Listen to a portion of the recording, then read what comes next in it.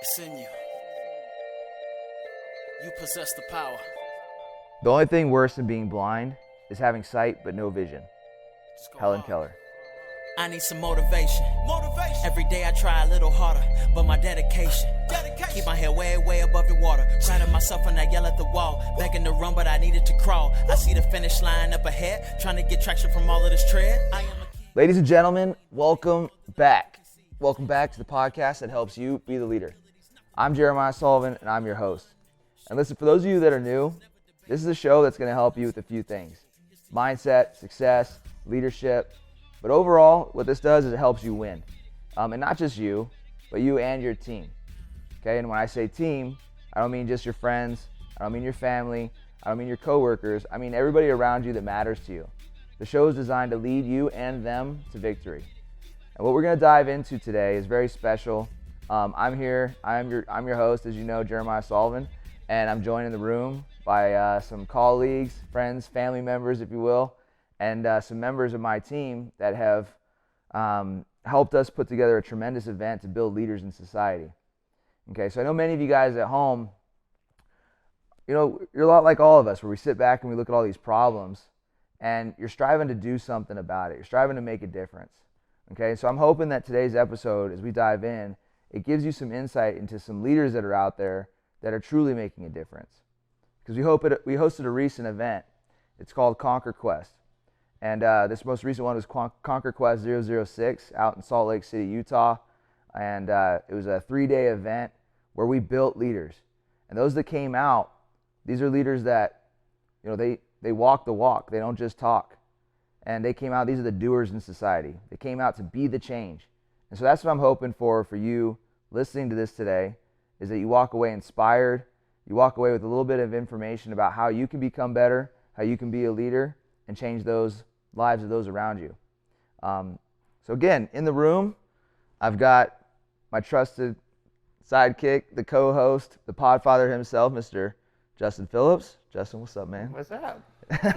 Every time you do that intro, I just sit here like, you know, kind of thinking about what I'm going to say when you introduce me. Yeah. But I never know how long it's going to take you to get there. Yeah. So you just like steamrolled through everything like as I thought of it. I'm like, okay, well, I got to mention that we're like at an event, or that we're doing this live, or that there are other people in the room. And you were just like, no, I'm just going to do the whole episode. And that's typical Jeremiah and Justin interaction right there.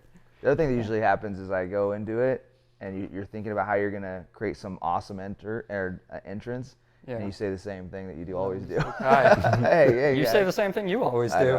I know. So you guys all know Justin, co-host of the Be the Leader podcast, and we've been trekking around for quite some time now. I'm also in the room. I'm joined by my other sidekick, my trusted colleague and close friend and brother from another, Mr. Stephan Durso. Stephan. Hey, what's up, man. bro? It's great to be here. Yeah. First podcast. Really excited. Yeah, dude. Stephan and I served together in the military.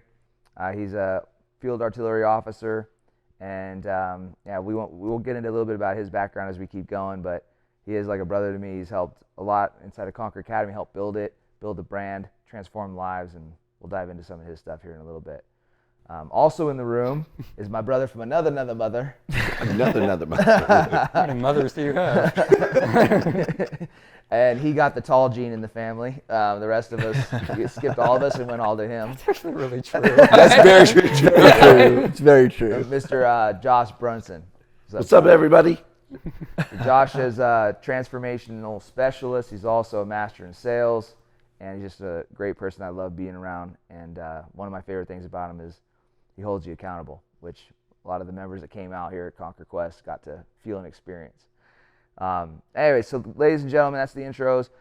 I'm not going to do so much catching up today. Typically, me and Justin go back and forth and talk about some of the last week, or what our lives have gone through and whatnot, or what we've gone through in our lives.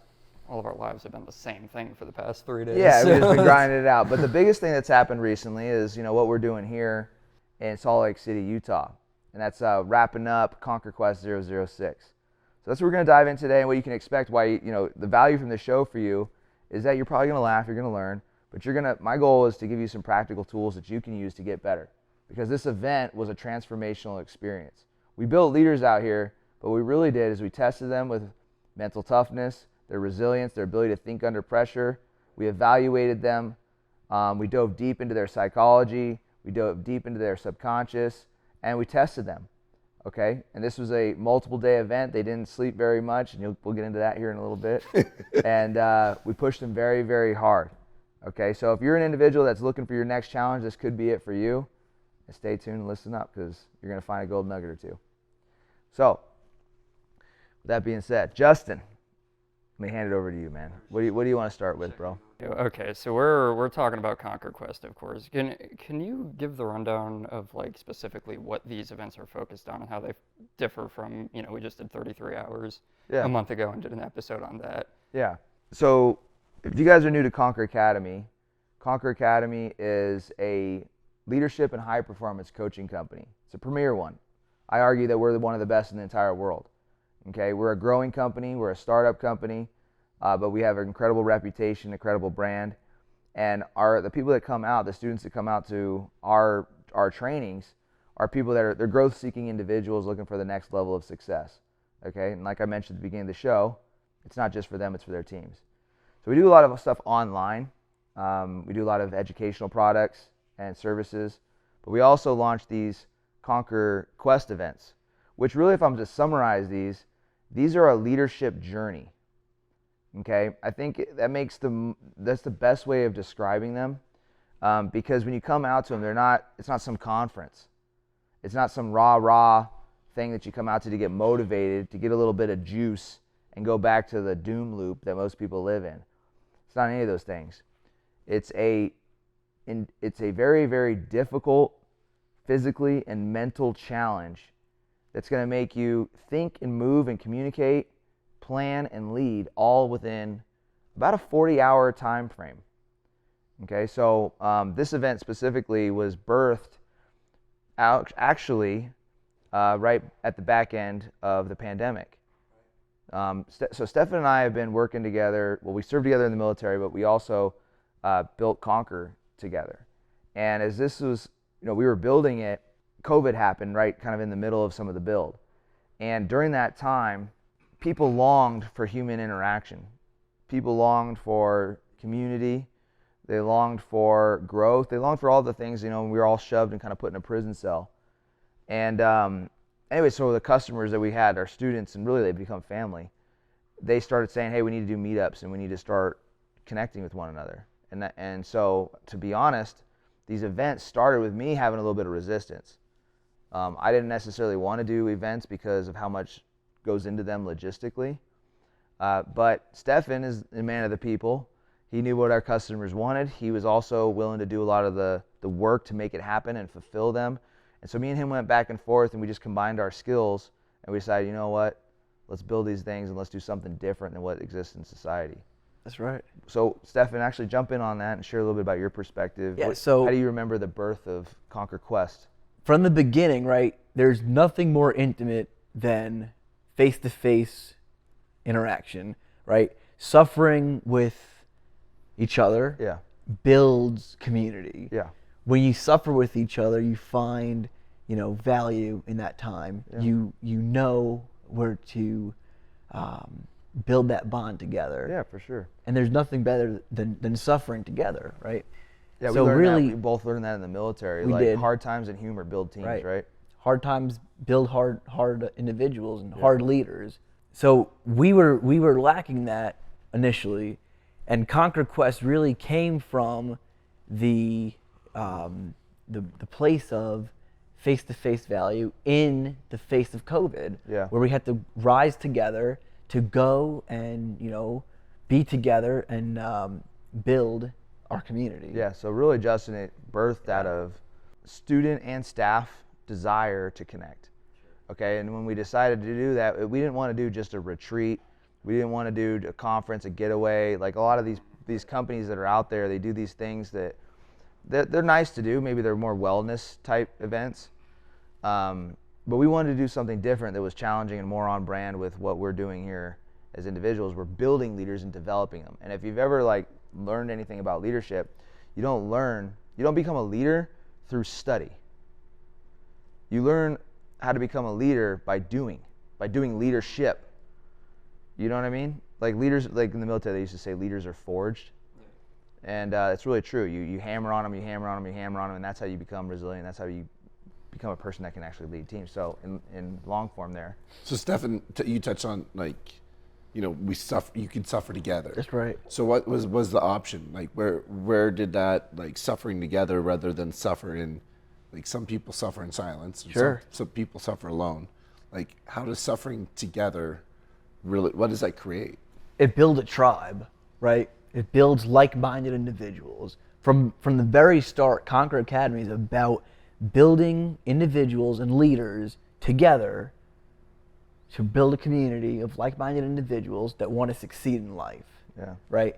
And when you suffer physically together, you have a common bond with each other, and that's built through strenuous events. And really what Conquer Quest is growing into is 2 days of suffering together, right? In whether it's climbing, whether it's doing tactical events, and then the final day is coming together and growing as business leaders, because leadership is within everyone. Yeah. Right? If you can't lead yourself, you're not going to be an effective leader. Yeah.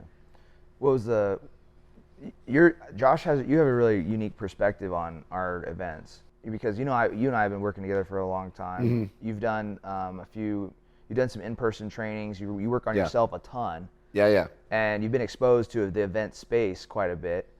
So when you look at Conquer Quest from the outside looking in, really you're in the inside at this point. You're part of it. You know? I'm kind of behind the Iron Curtain at this point. Yeah, exactly. And what do you see it? How do you see it compared to what else exists out there? What makes it different from your lens? What really makes a difference for me is like the suffering. I don't really see it as suffering. You choose to suffer, and it is awesome that you use that word, because people do suffer in silence. But it's nice when people come out and they're like, "Oh, I'm like that person, and I'm like that person." And what I really see the difference being is here, besides the community, like people don't often see. They see their limit down here. Yeah. And you guys show them the limit is way up here. And guess what? We're going to go past the limit physically, emotionally, Mentally, spiritually, everything across the board. So you're right. To me, it's not suffering, because you have, there's a movie line that I absolutely love. And Mark Wahlberg's telling Denzel Washington, look, you don't get it. You're not fighting for your country, you're fighting for the person next to you. That's right. And so that's what this group is about. And I don't see that in many cultures right now, like especially the culture we live in. It's, fight, claw, steal, stab out everybody else in the back so you can survive. Everybody's in it for themselves. Yeah, and exactly. Right. And that's what I see here. This is really the culture that you guys have developed. It's not necessarily about getting ahead for yourself. It's pushing other people through honesty, integrity, courage, and being completely bold in like their limits, because their limits really, like again, everybody looks at their limit being here, and you guys show them, fuck that, your limit is actually way up here. Yeah, and not by just telling them, by literally, like you're saying, by literally showing them. Yeah. So. And that's the beauty. That's the beauty of this, because like it's one thing being, in an online board, in a Discord group, in a Slack group, talking to each other, motivating each other. But when you can physically do it in person, right? You see your brother or your sister struggling, and you help them. If they're struggling to carry a heavy bag, you help them carry that bag. It's that physical connection that really builds leaders. Yeah. They can see the struggle. They can see the struggles of their team members, and they can apply that pressure to win, to go to victory. Yeah, and then learn about themselves in the process. So. Right. That's really how it got birthed. Sure. That's how it was. That's how it got created, and that's a little bit about the why behind it, or the purpose behind it. But we can dive into some of the how it actually works if you want to do that next, or something else. So I think what's important to draw out about Conquer Quest is the fact that when I just think of leadership events in general, almost all of them, not including Conquer Quest or any of the Conquer events, involve basically like a stage and a bunch of speakers that are known in the leadership space. Yeah. You know, you got Dave Ramsey does events like that, Tony Robbins does events like that, even Arate, as far as I understand, is kind of similar to that. So this one really is different in the sense that it kind of sucks for the first half of the whole event. Oh, big time. It's not, you can sell to those other events because you can just get people riled up about the proximity to authors that they've read, you know, and they've had success and there's value in those events. And we have that aspect to Conquer Quest too, on the back end of it usually. But there's going to be a lot of the event where you're just like, what the hell did I sign up for? Why am I here? And something you have said in the past, and I know you said it on the podcast in the past couple of weeks, I forget exactly how you put it, but you don't set your limit, you like to find your limit. Yes. You know, and you help people do that here. Very true, very true. Yeah, and the whole Conquer Quest is designed to create uncertainty, unpredictability, and put a person into a state of a little bit of panic so that they find their limit early. Like even the lead up to the event, we give them enough information to be able to be successful. We give them a mission brief. We tell them what to bring. We tell them a general timeline of like when they're going to show up, what they're going to leave, what to expect, a little bit. But then they get here and it becomes stressful. It becomes unpredictable. And in those moments of from the time that they hear about the event to the time that they're on the ground, they're faced with stress and they're constantly asking themselves if they should stay committed to the event. Should they do it? I was talking to one of the students outside earlier, or in here, and on day one, we started it off, or excuse me, day zero, which is the night one that they're on the ground. We start off the event with a layout to make sure they have all the right equipment. And this is not, what this event is not, is any type of military like selection where you have hazing and you have like demoralizing the students. That doesn't exist. But what we do is we pay close attention to what the students have on them so they can be successful, and we correct it along the way. So we're very, very professional, but through that, we're very, very direct. And so when you start being direct with people and you start questioning them and making them think about whether they're set up for success for the event, do they have everything on the packing list, so on and so forth, they're going to start, you know, embracing that fear that they've been carrying for the entire event, and then wonder if it's going to, like, they're going to have that fear for the entire event. So they're going to say things like, am I going to be able to really get through this? And you're just correcting them on like details like that, okay? So with that, like, not only one of the students was saying this, but she was like, you know, then we started working out. We started doing, we do a PT test for them to, on this specific one, we did a PT test for them to kick the whole thing off.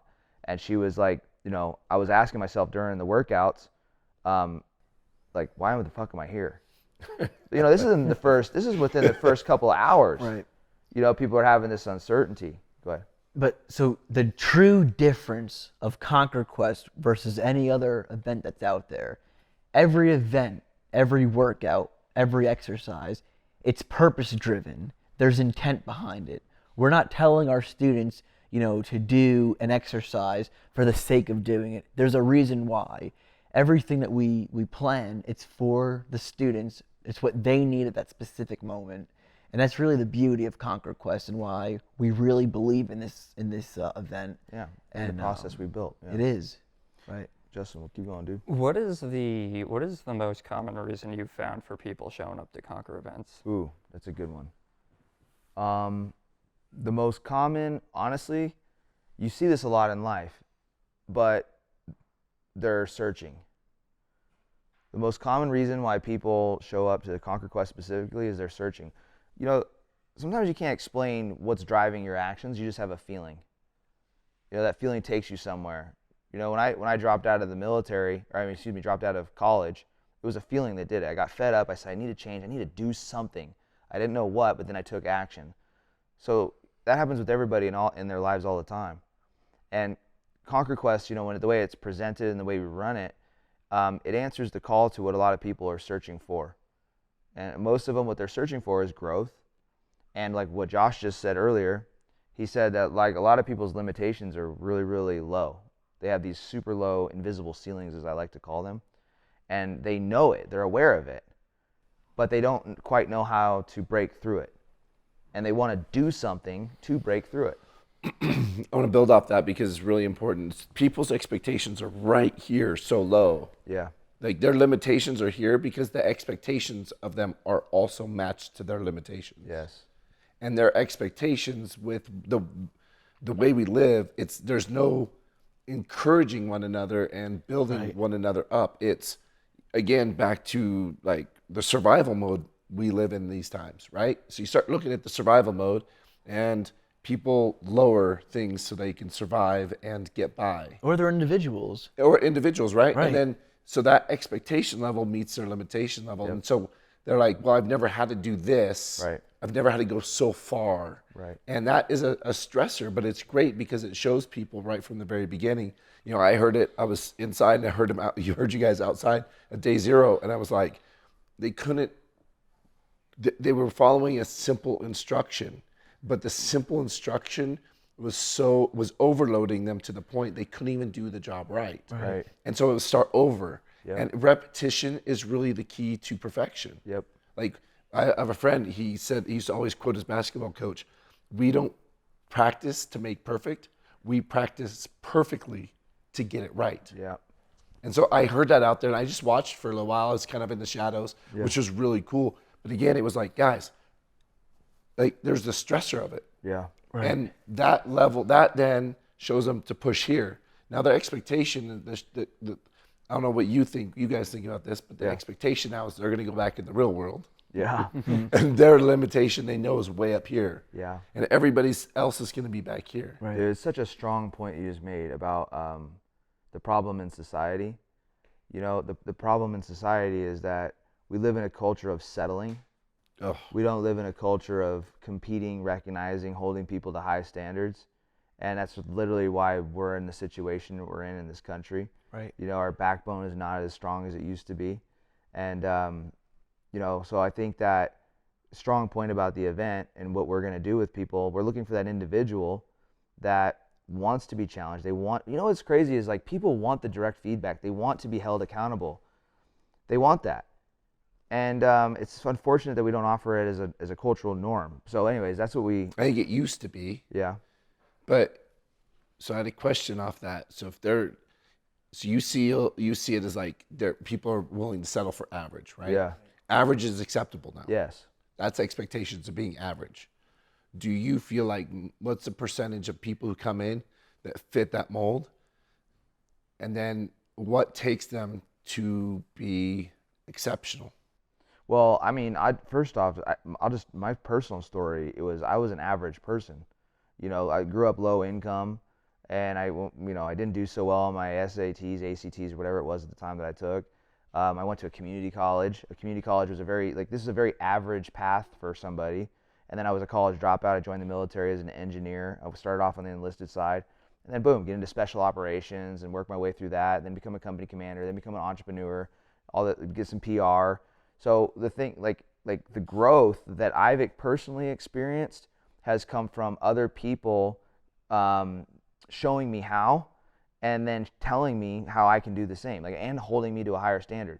So I don't know what the percentage of people is that come here from an average life and seek greatness and begin that climb. But I'll tell you, every single person that I've seen come to a Conquer Quest event, you know, maybe they're operating at what they believe is 100%, and they have like 300% increase in performance. You know what I mean? But back to your that question, their 100% is different than your 100%.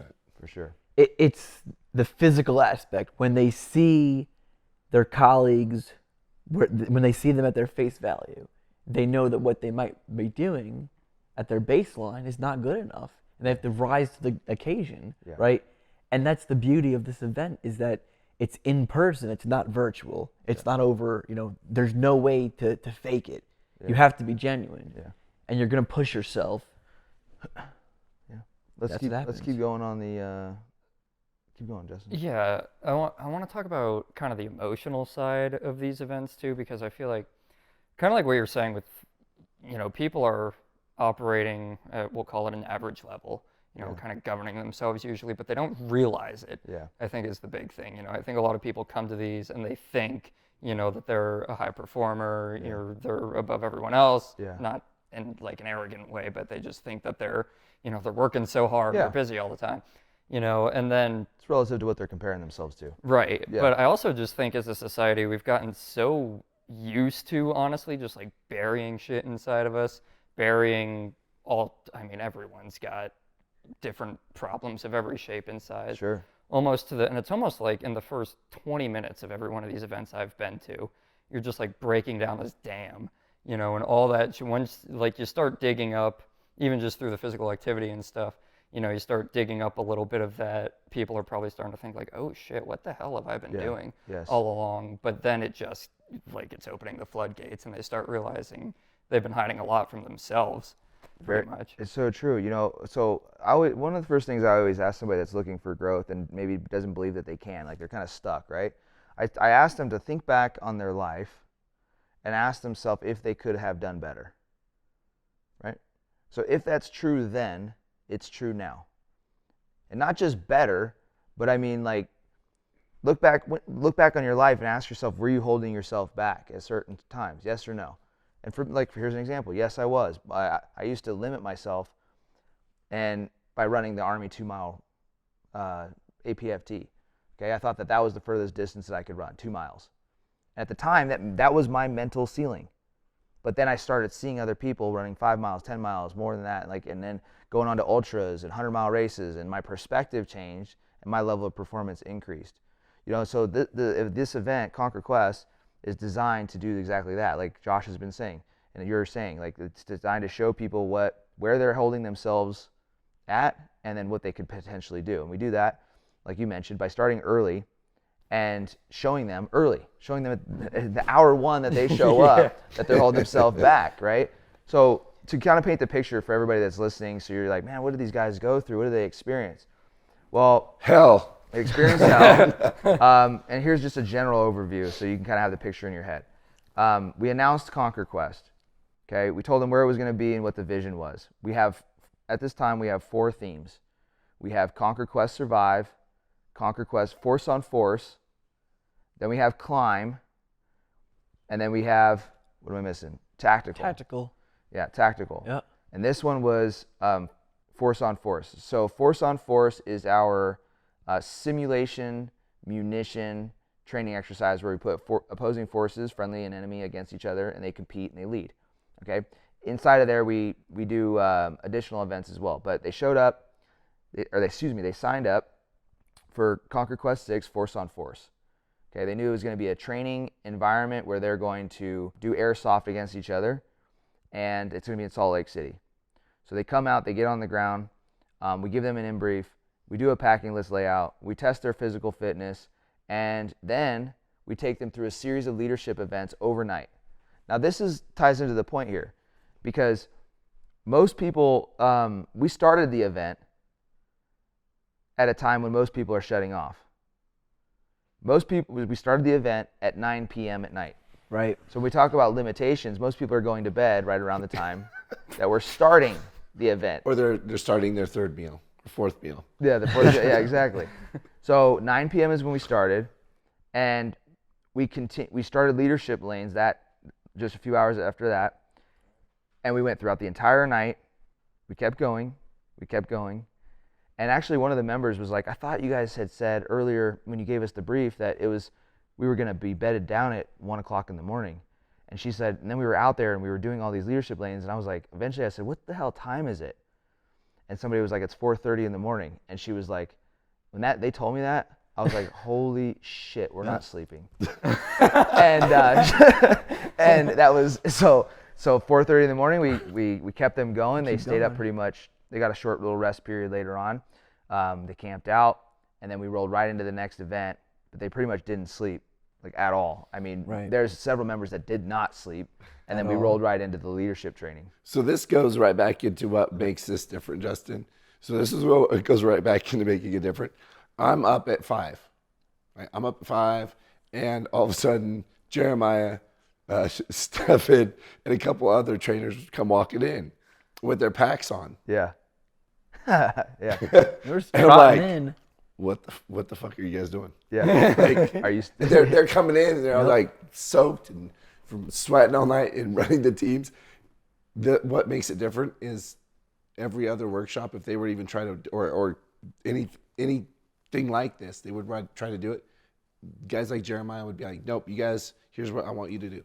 Jeramiah leads by example. That's right. That's the massive difference. Stephan's out there leading by example. All the other trainers are leading by example. They're with the team out there, like hands-on. It's all intentional. It's in the trenches, like you said. It's intentional. There's reasons they do everything. So that's like, again, right back to another point of like, why? How is it different? Shit, they're not going. You go do that, and they're we're gonna do it. We're gonna do it with you. We're gonna be jacked up just as bad. Absolutely. Okay, so just kind of finish up the summary, guys, and we'll keep going on with some questions from Justin here and gaining some perspective from Josh and Stephan. So we finish up around, for this first segment, around sunrise. When Josh is waking up, we're coming in, and we're all messed up. like morning. Yeah, hey, I'll get my coffee. Then we transition. We go do the force on force training, which is it's built like a military style type training. We give them several missions out there. I'm not going to go into those details, but it's hot. They're outside all day. They're fatigued. They haven't slept at all, and so tough conditions. So the reason why we do that out here for the leadership training is because we want to test their leadership when they want to quit. We want to test their leadership when they're stressed, tired, and not as resilient as when they're fresh. Because that's when your true character comes out. That's when your laziness comes out. That's when your cutting corners comes out. And those are the real problems that need to be solved in leadership and personal growth, is we need to have real conversations with ourselves about where our gaps are, and we need to fix them. So we can expose that through hardship, okay?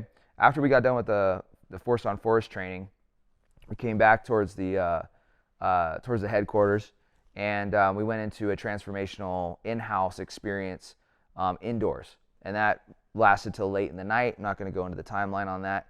And then they got a few hours of sleep. And the next day we woke up and we did a business and life success workshop and dove into a bunch of stuff that was helpful in them achieving their goals. Okay. The transformational exercise that they went through was very, very emotional and very internally releasing, I guess is maybe the word.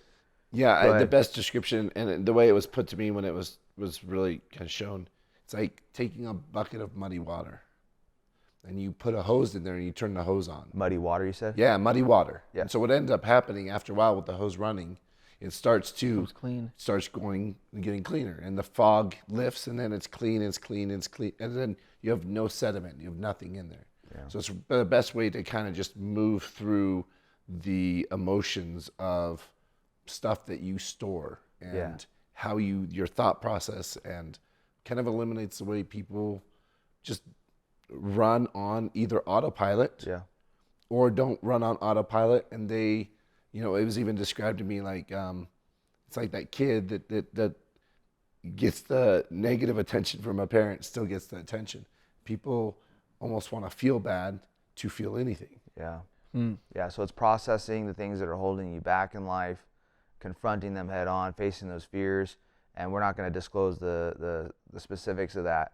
But again, emotional cleansing. And the business work and life workshop was really about getting clear on how they're holding themselves back, and why is it strategy or is it more mindset that's stopping them to get from what they want. So we dove into that, and we finished the whole thing off with a dinner and some quality time. So it was a really good event from my lens, and I think everybody enjoyed it. But that's the once over on the whole thing. I think I say this every single time, but there's all the information, there's all the actual practice that goes into the events. And the third piece that I don't think gets enough attention is the proximity to you, to Josh, and the other people that you bring into these things, and to each other from the students. Have any of you found that them just being in the same room together is helping their growth, or noticing how because I always say that about you, like every time I go on one of these trips, we'll be like in an Airbnb. I'm an early bird, so I'll wake up at 4:30, 5 o'clock in the morning, and I'll like walk out of my bedroom and I'll be like, oh, I'll go see what Jeremiah's up to, and he's not fucking there because he's out in the middle of the town somewhere running around in ranger panties. And it's just like, you just get so much of that, like, oh, these guys actually do the shit, they believe the shit. Like they live, sleep, and breathe the way that they act like they do. Like something you did yesterday too was we were up there doing the no workout, and you just like lit up talking about those guys during that and seeing the kind of transformation that they were going through. So yeah, what role do you think that plays, actually just seeing other people go through? Yeah, I think, proximity always influences. Yeah. You know, and in leadership, leading by example always influences. So when you have a culture like we've created here, where you have staff that are holding themselves to a high standard, you have students that are striving to hold themselves to a high standard, when you're slacking off in any of those moments, you tend to pick it up a little bit. And there's been some pretty incredible decisions that have been made from the students that came to this, just by being in proximity of others and being around this expectation. I just talked to one that, the belief is, I've never been a runner, and I don't run. She's into fitness and she works out, but she said, I'm gonna, based off of what we did here, I'm gonna start running. And it's not for running, it's because she wants the mental strength, she wants the mental exercise, and to break through the limitations that she has inside of her head. And she found the value of that here, and the other members of, actually there was 2 of them that said that to me today. Both of them told me that. One of them is an entrepreneur. Many of them are working on their businesses, and they're either like a little bit of a hybrid or they're a full-time entrepreneur. But either way, fitness is not their number one focus in their life. They do it to maintain their health, but they don't necessarily make it the number one priority, right? It's just like one of those things. But being in this culture, it's made it their number one of their top things. It's made it a top priority for them. They're like, I want to get better at running. I want, for my mindset, for my health, for all this stuff. And so that's just a small thing. But imagine that same conversation happening in business, happening with their relationships at home, the people that they're dating, whatever. It's the same type of conversation that's happening in all areas of their life, and they're trying to figure out how to make that area better.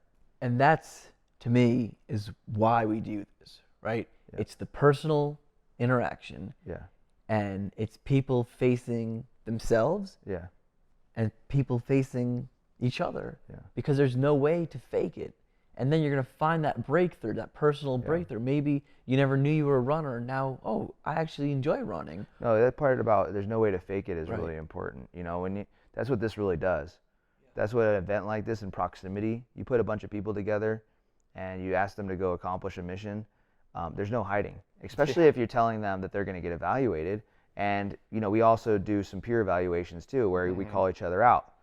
We did that on one of the movements. We lined them up, we had them face each other, and they called each other out. I said, hey, tell this person where they're failing as a leader. You've known them for about 10 to 12 hours right now. You've been tired, you haven't slept. Tell this individual across from you how they're failing as a leader in this event. And they told them, and they went back and forth all the way down the line, direct conversation. It's funny because when they did that initially, it was a little bit polite. They try to protect the person's ego, right? And they were saying like, oh, you could do better here and here. Oh, and I know that because I do the same thing. I like that Josh laughs at the idea of being polite, by the way. Yeah. Well, and it's funny because I did that one, and then later on there was some graduate level version of that was way deeper and darker. And I won't even go into all those specifics, but let's just say there's a lot of yelling at the end of the night. I'll say they're polite. And it's not even laughing at that, it's laughing at what people think polite now is. Right, exactly. I know. What's polite? I was laughing at that more than anything. Yeah, polite is not telling somebody what they don't need to hear. Polite is telling them what they need to hear. Yeah. Right? Like if you got a booger in your face, if I don't say anything about it because I'm worried I'm going to hurt your feelings, I'm not doing you a favor. Right. The polite thing to do is tell you there's a booger. You actually like, don't have a booger in your face. I appreciate that. Yeah. But it's that politeness. It's like, look, I'm not your best friend, but I'm your friend, and I'm gonna spare your feelings. Yeah. That's what politeness is anymore. Everybody's always like, oh my goodness, we gotta tread lightly. That's again that low level expectation. No, you touched on it earlier. Yeah. The politeness would be, let's inspire others to be great as well. Let's get them up to the level they should, and we know they're capable of, right? Yeah. Like, and I get to watch this as an aware observer, watching them do. The workout yesterday that you were talking about earlier, I get to be an aware observer and watch a lot of this stuff, and I just was like, dude, I'm blown away at some of the stuff. The capability of what they're able to do. And at the start, they were like, I saw their faces at the beginning because I was down there. Yeah. They looked scared. Right. When you guys started that exercise, they were like, we're really doing this. We're awake. Right. Some of them 28 hours at that point. Yep. And just to see them keep going. And someone had made the comment like, man, I just had to shut my mouth. I couldn't say a word because I'm like, I'm not the one fucking doing it. Right. Right. Like hats off to them. Yeah. But it's that polite comment that it's funny. You know, people hold back. How is that polite? Right. Holding someone to their highest and best. How is that fucking polite? Yeah, and I guess we'll use that to kind of charge the listener right now, because I want you, as a listener, you're not just a listener. You're a participant. Okay, you're part of this just by extension and proximity. So if you're the type of individual that you're people pleasing and telling them what they want to hear because you're too afraid to tell them what they need to hear, you need to take a hard look at that. Okay, and I say that because we're all guilty of it. That's why we can speak so passionately about it. That's why we're speaking from a place of perspective that makes sense. It's because we've all been there. Okay, so I'm asking you guys that are listening, tell the people around you what they need to hear in a way that they can receive it, okay, and they make the change. Like, stop protecting their egos and stop holding them back is what I'm getting at, okay? I kind of want to know from each of you guys what your biggest reflection is right now post-event. What do you mean by reflection? Like, what are they? What was their big takeaway, or? Yeah, we call it takeaway. Just what's on your mind, basically? Okay. There's usually something to me that stands out. Like, oh shit, that happened. So first, I'm always humbled being here, being with our students, being with the staff, because it's always it's difficult to do some of this stuff remote, do it over the phone, do it over different social media means. Yeah. But when you're together, you build your tribe. Yeah. And this is truly what we always had envisioned from 5 years ago when we first started Conquer Academy. This is what I always envisioned us doing, is doing in-person events, doing things together. Because when you suffer together, when you work together, when you do hard shit together, that's where you grow as individuals and as leaders. And seeing that really inspires us to do more events and do more things together and build our tribe and give them what they need. Yeah, what Stephan is highlighting right now is like the reflection that you're talking about is it's inspiring to see a vision turn into reality. That's right. This all started from vision. And that was one of the things that I taught the students during my business and life success portion workshop. The importance, I said my class was on how great leaders stay focused and execute. And one of the things that they have inside of them is a great vision. And I think that's what you're highlighting, is how this vision has turned into a reality here. So that's good, dude. What about you, Josh? For me, I am always humbled because with Jeremiah and I have known each other quite a while now, working together, and I'm always humbled that I'm even invited to the event, to be completely honest.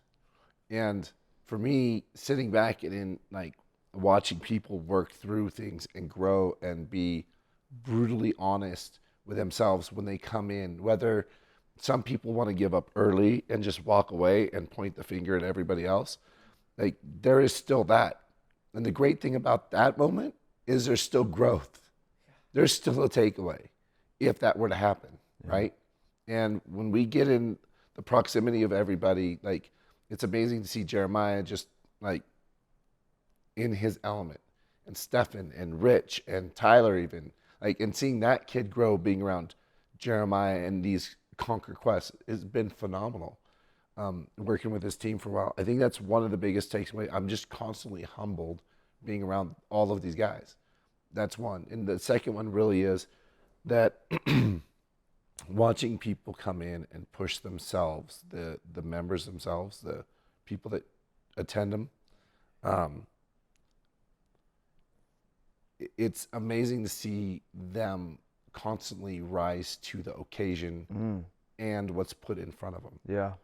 And they ask the question, but they don't come at it again, I hate to pick on people out there, but again, it comes back to when people ask questions now, it's why do I have to do that? They do it to question authority. Yeah. And oftentimes authority doesn't mean that it's wrong order. It just means that they're asking you to do something for a purpose. It's like a kid who's going to walk right out in front of a bus or a car and get hit. The kid turns around and is like, why? And they step off the curb anyway and they get hit. Like, that's what we go towards in society right now. Yeah. And here they're asking a specific question. And then they take that specific question and they apply it to what they're doing in the moment. Yeah. And to me, that is phenomenal to see them take not only initiative, but accountability or direction and apply it instantly. Because I deal with it with a lot of the teams I run. Even the CEOs and big CEOs or company owners or whatever, the people behind the scenes, they can't take direction at all. Yeah. What from either of you guys or all three of you, what was a moment that happened during the event that really stood out to you, that was memorable and you could tell it was transformative for the student? Okay, like, do you have a story that you saw, or maybe without talking about their name? No. But you can describe it a little bit and share that with the audience and myself. It's always great to see an underdog win, right? Sometimes you have individuals who might look a certain way or act a certain way, and you make preconceived notions of them. But when that person works and puts in the work that needs to be done and is there for their team and really lives the core values that we establish with Conquer Academy, and you see it in person, that is fucking inspiring. Yeah. So you're saying, I think I know what you're talking about, but basically, without going into too many details, it was watching one of the members, somebody come in as an underdog and walk out as a top dog. Absolutely. Was there a certain exercise that you watched them do that showed them in that? It's a growth, right? From the Well, start. I meant something like specific. Was there something specific that you saw? Was it a leadership lane? Oh yeah, it's from the lane. Which one? When this person had to move their team up a mountain, right, up a big hill, and then a little later on in the event when they had to make a very important phone call, and they did the action, they did the hard task that needed to be done. And that's the thing of leadership is, if you can't lead yourself, how are you going to lead a team? And this guy took initiative. He took control of his life at that moment to be the leader, to be the man that he needed to be at the time. Yeah, that was good. What about you, Josh? For me, the exercise we did last night. Yeah, the transformational one. Yep. Yeah. And the one we just went through, we had a couple people that challenged like lifelong embedded behaviors. Stuff that's, I wouldn't say programs, but stuff that they were taught and have never spoken up about and challenged. And it was great to see that, like, just that overall transformation in that moment. You could see it in their physiology. Like, once that broke through that barrier, and this, again, you guys, is up, I mean, they were up 29, 30 hours at this point. Yep. Like, they had broken way past any barrier that they've been in, and speaking it out loud and speaking it as their truth, and building the intention that brought them into the day 2 or day 3 of the business class, and they followed that all the way through. And they used that to continue to build. But the one person specific was just like, blew my mind, just the way their overall physiology changed. The way they so how much stood. they gave into the exercise. And they played all in all weekend. I think there's not one thing they did. I want to hear from Justin, because he's as much as a fly on the wall as I am. Well, yeah, I mean, I filmed the thing, right? I'm like specifically looking for those moments the whole time, because it's going to be the best to capture. And the one that's popping into my head, there's 2 of them. One is the one that Stephan said, so I'm glad he already got that. Another one was out at Airsoft. Like I said, people come into this event with a lot of shit buried. And I saw one of our instructors, we had put one of the students in charge of basically the whole team at this point at Airsoft to run a mission. and they kind of just completely flubbed it up, you know. And then on the way back, one of our instructors grabbed the leader of that, and he just went like straight for the nerve that he knew he could hit, and he struck that nerve really hard. And our student, I think, had a couple of epiphanies in that moment. One was that you could really see it light up that like they're being really hard on me and direct with me because they know it's going to bring out the best in me and because they love me, you know, for lack of a better way to put it. And I think it also showed that student that you can channel that freaking fire that's inside of you and just get, you know, just really, turn the pain into purpose is what, and then, that lane that followed that conversation, they reframed a really tough thing that they were going through in their life, and they turned it into productive action in the leadership lane, and they took the airsoft team that they had, and they absolutely dominated right after that. It went, I mean, it was like a 10-second mission. For the first mission was about 10 seconds. Right. They had the conversation about this thing that had happened. Also, for context, what was that? Like a 10-on-3? Yeah, it was. Yeah, exactly. It was a squad of 8 or 9 against an enemy force of trained professionals, because these were the guys that were running the course that we were on. Sure. And there was 3 of them, and they walked out, and within 10 seconds, the squad of 8 was all dead. Every single one of them. Okay. and then where's the supply in your daily life? Right. Yeah, and then that conversation, one of the instructors started coaching, mentoring, teaching, and had a conversation around some of the reasons why they were at the event, what they were working to overcome. They had that conversation, and they channeled it into how to achieve, channeled it towards the mission. And they went out and they freaking all took off and they spread out, and there was tactics and there was a gunfight and there was maneuver, and it was like, what the hell just happened? Right. It was beautiful. And these are longer than 10 seconds. Oh, way longer. Woo! Yeah, no. At least 20. At least, no, it was long. We got like halfway down the field, and I mean, it was beautiful. But the beauty of that is why I, as one of the lead planners of these events, right? Yeah. This is why I do it. To see those individuals rise to the occasion, to see the transformation, to see the teams come together, right? Months go into planning in these events, right? They really do. I mean, a couple hundred hours for really 40 hours of actual execution, right? But I will do it again and again and again because we are transforming our students. Yeah, their confidence just takes off, goes through the roof. Justin said it perfectly too. It's like, you said the word love. Like, there's no other reason we would come out here, and especially Jeramiah and Stephan put in more hours than anybody else. Yeah. Like, it's love for the people that actually come here. So when someone wants to, show up and either try to be difficult or whatever, it's funny that it may come off as direct and hit a nerve, but you know what? It's more like, dude, I love you, or you know what? Let's get this shit together because I can't see you continue to go down this road. Yeah, so good, man. To add to this discussion that we're having about memories that really stood out, the thing that really impressed me, one of the reflections I had, we have a few different events. We had the packing list layout, then the night movement with some events there. We had the force on force training. We had the solve and know workout. We had the transformational exercise. We had the business workshop. The force on force training was amazing. It was. It really was. They were sleep deprived and exhausted, but it was so great. It really the reason it was great is because we used a military framework. Mm-hmm. We taught them the military operation order process. Right. We kept it simple, but we equipped them with some military planning tools and some basic level of tactics.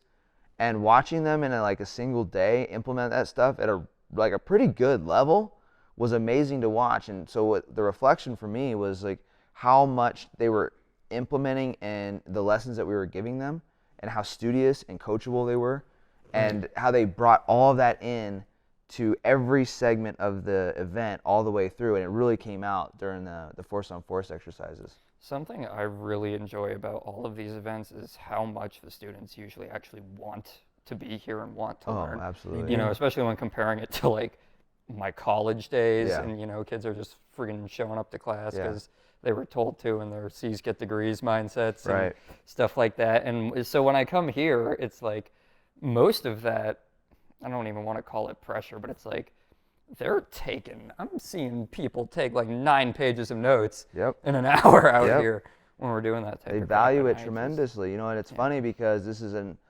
unorthodox event. This is a non-conventional, non-traditional event. College is very traditional, right? It's very normalized. Right. It's leadership training at the end of the day, right? It's not tactics training.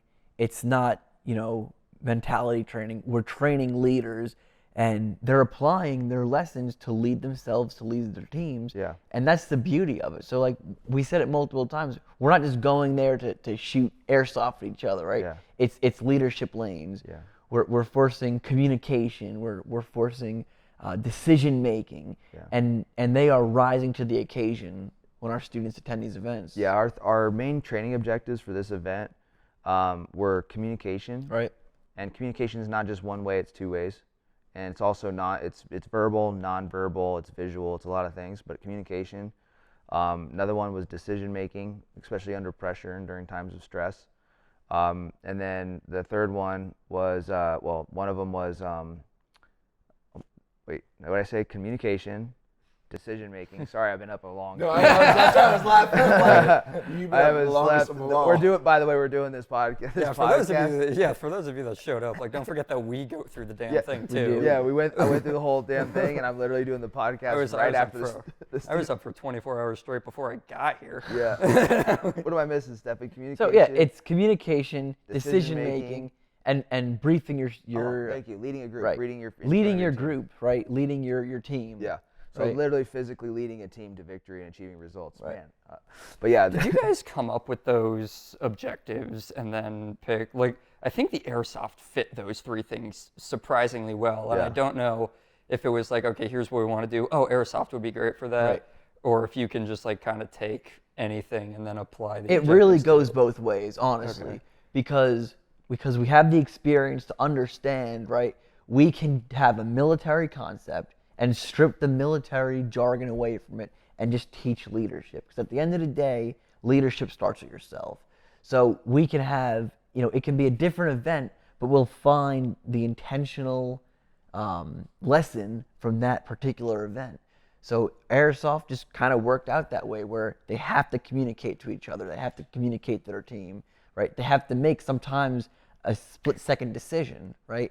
And it's the beauty of airsoft is, right, they're not going to get hurt, but they can make true decisions. And hey, they might feel the pain of a BB hitting their skin. Yeah, those specific training objectives, communication, decision making, and leading a group, you can achieve those in a multitude of different scenarios. But those are very, very specific and intentional objectives coming from me specifically. Right. And I mean, with Stephan's input and everybody's input, but the decision comes from a combination of discussion. But we're not going to just say, hey, what's available to us? What events can we go do? Can we go shoot? Can we go do this and that? And then cram in the objectives. No. It doesn't start like that. It starts with, like in business, this is how we run Conquer. What do our current customers and students need? What does the market say that is the problem, and what do they want as the solution? And the biggest problem when I work with companies and individuals are usually those 3 things. They're having communication issues. Either if they're an employee, it's inside of their workplace. If they're a leader, it's down to their teams. They're trying to figure that out. A lot of people are stuck at paralysis by analysis. They have a hard time making decisions. And then the other time, people all over the place have a really hard time leading a group. Now, the solution to all of those things, a lot of people read books on leadership. They take courses and all this shit. They study everything else except for themselves. And your team always becomes a reflection of you. Always. Okay? They become an extension of you, and they basically, if you're operating at 100%, the average of the team around you, if you're leading them, will become just below your level of 100%, maybe 80, 90%. So if you want the team to come up, you want the culture at your work to do better, your family, it doesn't matter what it is. Literally what has to happen is the leader has to go from 100 to 110, 120. Okay, and these people, the students that are coming out, they understand that. Right. And so instead of just reading a book about leadership, they're going out and doing it so that everybody else can come up with them. It's the fun subject that you learn in like 3rd grade that actually teaches you this. Yeah. It's called division. Right. You look for the common denominator. Right. And if you have the common denominator and it's always you at making the lacking of a decision, like, so the question on that, leading a team, both of you, when you make a plan and you constantly change, how does that affect your team below you? Oh, no, they don't. They develop it too. They become even more indecisive. They don't trust you. They don't have confidence in you. They question what the hell they're doing even around you. Right. Yeah, I mean, it's a catastrophic effect. So can you not adapt Right. to or if It comes you, down to confidence, right? Okay. If No, a hold on, leader, wait, hold on, what, finish that? So the question is if let's say you make a plan as a leader, right? business owner, CEO, whatever it may be. Sure. You make that decision and you're going in this direction. Does that mean you can't adapt or change a little bit? Oh, no, you can always adjust your plan. I thought you were saying what happens if the leader's always waffling around. Well, there's always waffling, right? Yeah. But then there's adapting and changing. Right. Yeah. What's the difference to you guys? Adapt, change, or completely waffle? What's the difference? The difference is understanding the intent of what you want to accomplish. And then it's also, I would say, I think it's decisiveness. it's decisiveness, but there's more to it than that. It's like, it's upgrading the plan along the way. It's adapting. It's molding to the environment and to what's handed to you, right? Like in the military, we say, the enemy has a vote, Right. right? Like, so if I put a plan together, and I go out there to go fight the enemy and they start shooting at me, well, the enemy can always like attack me back. So I shouldn't just keep doing my plan because the enemy's shooting at me in a way that I didn't plan for. You see what I'm saying? Right. Yeah. So let's throw another wrench in this. Sure. Let's take it a step further and then go to conquer, right? Conquer quest. Like with everything, I keep mentioning how things are done anymore, right? Culture. Sure. Okay.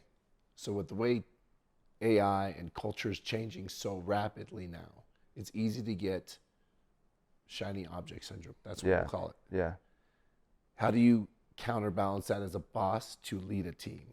So how I would argue it, it's confidence. You don't have to argue it. You can just state it as a fact. I'll state it as a fact that it's confidence. Argue. Now I want you to argue. Now I can argue it. Yeah. But what I would say, it's confident, right? If you're the leader, you need to be confident in your decision, right? An 80% solution executed efficiently and effectively is better than making no decision or indecision, right? If you're the leader, you're there for a reason, and you're going to take your team to accomplish a mission, right? And if you're saying that's the plan I'm going to go with, and you're going to be confident in that plan, inspire your team to be confident. Because what if you're going to make a decision and you say, oh, well, I'm not confident about this? Is your team going to be ready to maybe lay down their life to make that mission? Let me make sure I understand this right. So, because your question is about, and you know why I'm saying this. You're saying if I have a boss and he's kind of chasing shiny objects and that's affecting the morale of the team, and you're always constantly changing the direction. So I'm jumping over here and I'm jumping over here. How do I influence and make a change? And I think what you're saying is, it comes down, if I'm the subordinate leader in that situation, what I need to do is just make it sounds like you're saying make a decision and be confident about it. Is that what you're saying? No, that's what I'm saying. Right. Okay. If you make the decision, you're the leader. Take ownership of that decision. Yeah. And inspire your team to follow through. Yeah. That's leadership. Yeah, I think that there's a little bit of a disconnect, but I get where you're going, and I know exactly what you're talking about. Right. You know, you can basically if we have an entire culture or entire group, and we're jumping this way, this way, and we're all underneath the leader that's making us do it. How the hell do we get him to go this way? You're kind of zigzagging, right? Right. And I think the key. You're saying forward for the people that are only forward. listening to Sorry, this. If the team, the boss above me is jumping left and right and left and right and left and right, and everybody underneath them, all we want to do is go forward. How do we do that? How do we influence it? It comes down to that's leading up the chain of command. And in that example, what I've always strived to do is understand what the thinking is of the leader that's causing us to jump around, try to synthesize all that information and point it in the direction that he's trying to meet his intent. Because if he's chasing shiny objects, then he's chasing specific things, but he's still probably trying to get one specific intent. So there's one objective. Yeah, one objective, one bigger picture, something like that. And so I'm kind of trying to see past the tasks that he's chasing or the opportunities or whatever it is, and I'm trying to see to the objective that he's trying to hit.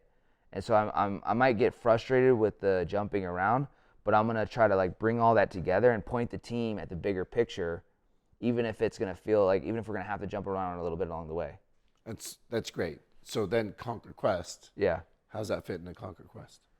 Well, the main thing that we do here is create simplicity, right? So what we strive to do is we create a scenario, like we did the force on force exercise.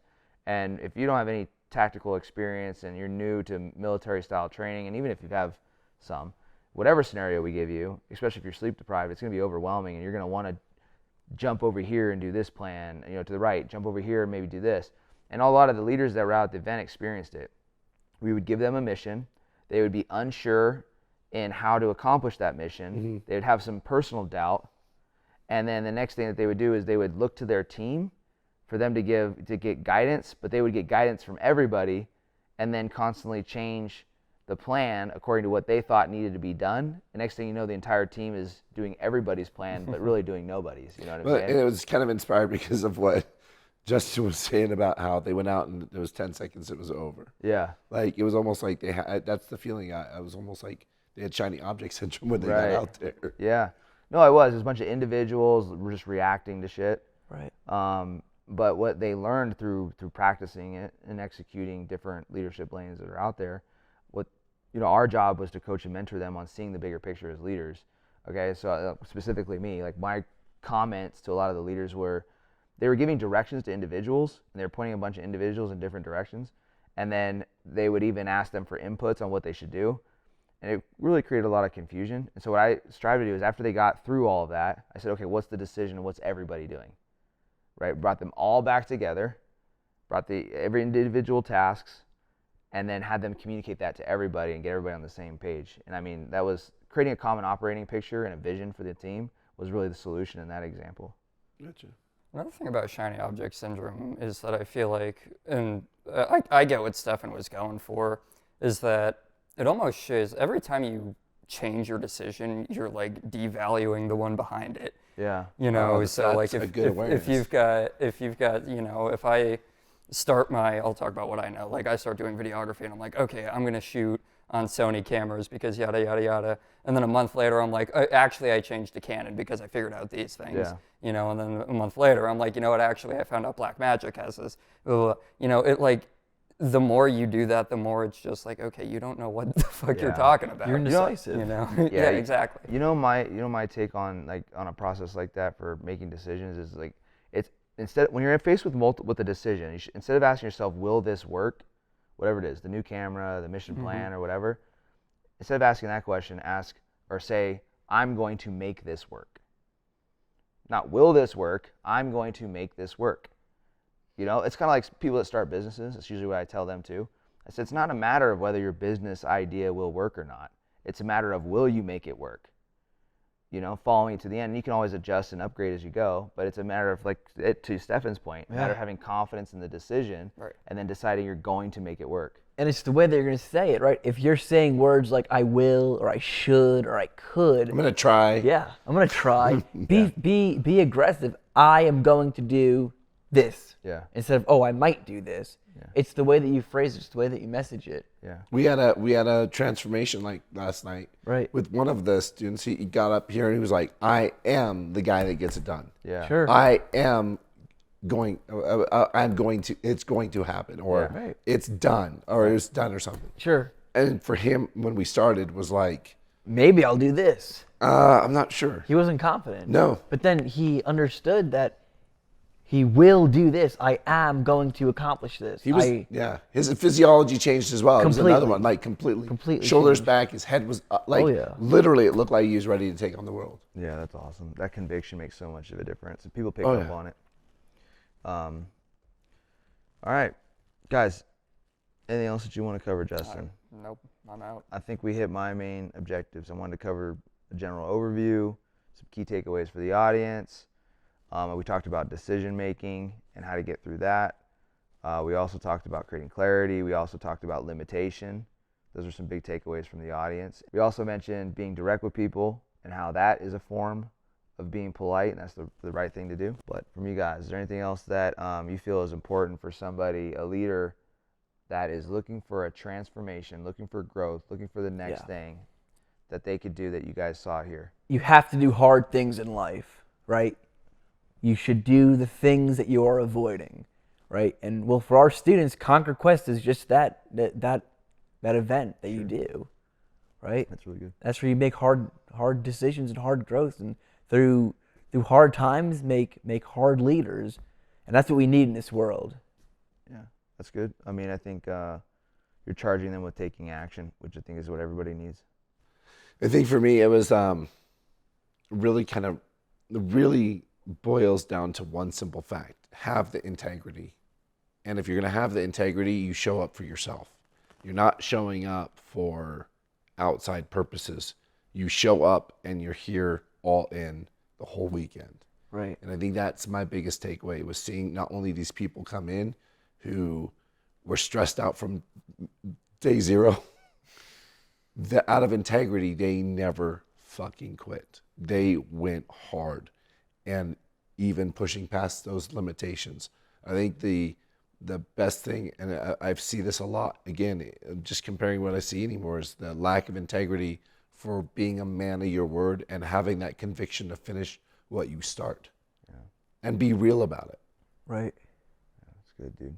Ladies and gentlemen, I'm a little bit at a loss for words for, how incredible this event was, to be not just, to help organize it, plan it, put it together, but to be part of it and witness all the leaders that came out and watch their transformation. Okay, is very fulfilling for myself. I know it's fulfilling for everybody here on the team, and we want the same transformation for you. So whether you're coming to a Conquer Quest event or not, that's not really what's important to myself. What's important to all of us here is that you choose to change.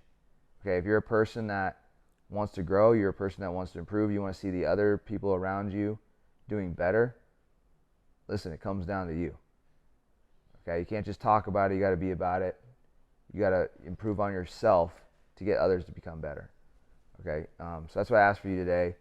And if you found value in today's show, if you laughed, if you learned, if you walked away inspired, just do us a solid and share the show with a friend, somebody that may be interested in this type of personal growth and development in their own leadership.